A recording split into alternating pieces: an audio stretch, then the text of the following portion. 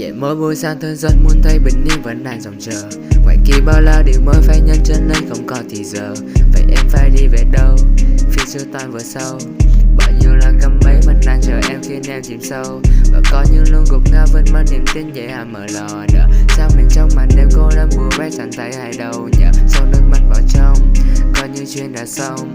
Còn điều gì để nói được khi từ tâm em chẳng còn mong. Người nói em nghe vài câu đi em chỉ muốn được nghe giọng anh. Dù cho ta không hợp nhau nhưng trong đầu em vẫn đang giảm phần. Hay do ta đã đắm sâu nên con tim em mãi chẳng thể quên. Anh đã ôm em thật lâu nhưng vẫn xem như ta chưa từng quen. Baby yeah you know it, I can feel that old. Miss me call my phone thì em không muốn chờ lâu. Điều ta có thể cùng nhau bởi tim hẹn qua nơi sâu. Có như dòng suy nghĩ thôi em chẳng thể thành câu. Yeah, I feel alone, yeah, I feel alone, yeah, I feel alone, I feel alone, yeah. I got that love, yeah, I got that love, yeah, I got that love, I got that love. Dậy mỗi buổi sáng tôi rất muốn thấy bình yên vẫn đang dòng chờ. Ngoài kia bao lao điều mới phải nhanh chân lên không có thì giờ. Vậy em phải đi về đâu? Phía trước tan vừa sâu. Bao nhiêu là cắm bẫy vẫn đang chờ em khiến em chìm sâu. Và có những lúc